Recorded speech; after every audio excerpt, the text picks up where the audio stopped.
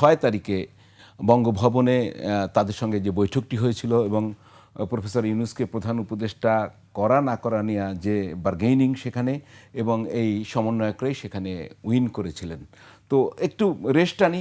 তো আপনাদেরকে ও নাকি প্রস্তাব করা হয়েছিল যে আপনারা হন প্রধান না, এটা উপদেষ্টা। ওই যে যখন বলা হয়েছিল যে ডক্টর মোহাম্মদ ইউনূস ছাড়া অন্য অপশন দেখেন, এখানে সালাউদ্দিন আহমেদ হতে পারেন, আসিফ নজরুল হতে পারেন, আপনাদের মধ্যে থেকে কেউ হতে পারে, তখন কথার কথা হিসেবে সম্ভবত বলেছিলেন আর কি। হয়ে যেতেন আপনারা, আমাদের কখনো এই প্রধান উপদেষ্টা হলে সমস্যা কি? আমাদের এই ইন্টেনশন ছিল না যে আমরা গিয়ে হব বা আমরা যে ক্ষমতা দখল করব। আমাদের সিম্পলি সরকারে থাকার ক্ষেত্রে আমাদের ইন্টেনশন ছিল অ্যাজ এ ওয়াচডগ, এই গণঅভ্যুত্থানের পরে গঠিত সরকার যেন গণঅভ্যুত্থানের আকাঙ্ক্ষাকে ধারণ করে কাজ করে, সেই জন্য আমাদের ক্ষমতার ইয়েটা ছিল না। সেক্ষেত্রে আসিফ নজরুল কিন্তু তার সাক্ষাৎকারে এটাও বলেছেন যে নাহিদ হঠাৎ বলল, স্যার আমরা কেউ থাকবো না সরকারে।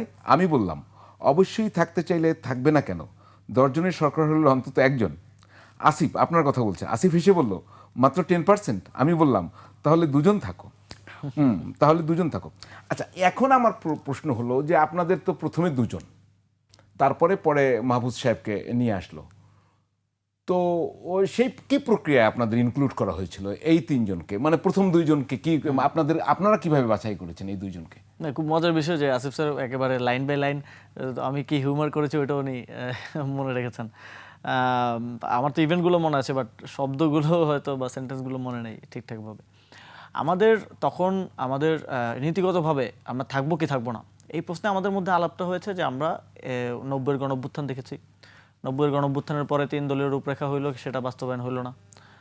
আমাদের একটা শঙ্কার জায়গা ছিল যে একটা সরকার গঠিত হবে, যদিও তাদেরকে আমরা সিভিল সোসাইটির গুরুত্বপূর্ণ ব্যক্তিত্ব হিসেবে চিনি, যারা আসছেন ডক্টর মোহাম্মদ ইউনূস চিনি আমরা, বাট তাদের সাথে কিন্তু আমাদের ওয়ার্কিং রিলেশনশিপ নেই 1 by 1। ফলে তাদের একটা ওয়াচডগ হিসেবে থাকা বা তাদের সাথে এই গণঅভ্যুত্থানের আকাঙ্ক্ষায় যেন এই সরকার কাজ করে, সেই আইডিয়া থেকে আমাদের সেখানে থাকা, মন্ত্রী মিনিস্টার হওয়া এটা আমাদের মানে কখনোই ছিল না। আপনারা কি বেশি তো থাকতে পারতেন? যখন আলাপটা হয় যে কয়জন থাকবে বা কে থাকবে, তখন মোটামুটি সব দিক থেকেই যে ঠিক আছে 1 জন 2 জন 3 জন ওয়াচডগ হিসেবে থাকলে প্রতিনিধিত্ব হিসেবে থাকা যেতে পারে আর কি।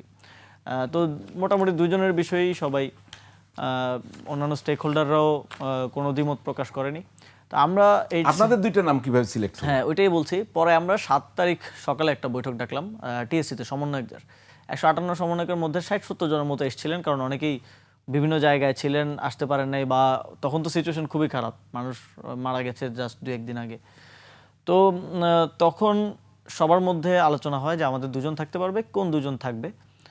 মোটামুটি তখন সবাই সমর্থন দেয় নাহিদ ইসলামকে এবং আমাকে। স্বাভাবিকভাবেই গণঅভ্যুত্থানে গুরুত্বপূর্ণ ইভেন্টগুলো, গুরুত্বপূর্ণ কর্মসূচিগুলো এক দফা ঘোষণা করেছেন নাহিদ ইসলাম। সেই বিবেচনার জায়গা থেকেই আমাদের 2 জনকে ট্রাস্ট করা হয় করার জন্য, এবং আমরা 2 জন যাই। পরবর্তীতে মাহফুজ ভাইয়ের ক্ষেত্রে নাহিদ ভাই ডক্টর মোহাম্মদ ইউনূস স্যারকে বলেন যে আমাদের গণঅভ্যুত্থানের ইন্টেলেকচুয়াল জিনিসগুলো, লেখালেখিগুলোর ক্ষেত্রে মাহফুজ ভাই সমন্বয় করতেন, এবং তিনি একটা ইন্টেলেকচুয়াল রোল প্লে করতেন, অ্যান্ড ওনার একটা রাজনৈতিক বোঝাপড়াও আছে। সেক্ষেত্রে প্রথমে প্রস্তাব করা হয় যে তিনি ডক্টর মোহাম্মদ ইউনূসের রাজনৈতিক সহকারী বা এরকম একটা রোলে যদি থাকেন, এবং ডক্টর মোহাম্মদ ইউনূসকে পলিটিক্যাল ইনসাইটগুলো দেওয়ার ক্ষেত্রে যদি সহযোগিতা করতে পারেন। তো পরবর্তীতে তাকে 1.5 কি 2 মাস পরে ডক্টর মোহাম্মদ ইউনূসের বিশেষ সহকারী রাজনৈতিক সচিব পদমর্যাদায় নিয়োগ করা হয়। পরবর্তীতে ধাপে ধাপে উনি ওনার রোলটা প্লে করছিলেন ভালোভাবে। ডক্টর মোহাম্মদ ইউনূসও হয়তো দেখেছেন যে তিনি ভালো করছেন, সেই জায়গা থেকে পরবর্তীতে ওনাকে উপদেষ্টা শপথ পড়ানো হয়।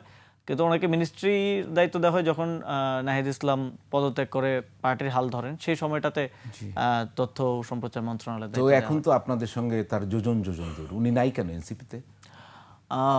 না সম্ভব হবে তা না, নাই কেন? ওনার আমরা এটা প্রথমত আমরা এটা বিশ্বাস করি, আনছি না ওনার যে পোস্টগুলো গণঅভ্যুত্থান থেকে একাধিক রাজনৈতিক দল হইতে পারে, এটাই গণতান্ত্রিক চর্চা, এবং আগামী 20 বছর পরে বাংলাদেশে এমনই হইতে পারে যে গণঅভ্যুত্থানের একটা দল ক্ষমতায়, গণঅভ্যুত্থানের আরেকটা দল বিরোধী দলে, এটাও হতে পারে। তো এটাকে আমরা রেসপেক্ট করি। ওনার জায়গা থেকে এনসিপির সাথে ওনার জোট সংক্রান্ত বিষয় নিয়ে একটা বিরোধ, এটা তো স্পষ্টভাবে উনি নিজেও ওনার অবস্থান বলেছেন, এবং অন্যান্য কর্মপন্থা নিয়েও হয়তো ওনার দ্বিমত আছে এবং উনি মোটামুটি ওনার রাজনীতিটাকে উনি স্ট্রেট করেন সেন্ট্রাল লেফট এক ধরনের রাজনৈতিক বোঝাপড়ার জায়গা থেকে এবং সেভাবে তিনি আলাদাভাবে ছোট করে হলেও নিজের মতো করে করতে চেয়েছেন, সেজন্য তিনি আলাদা আছেন। আচ্ছা।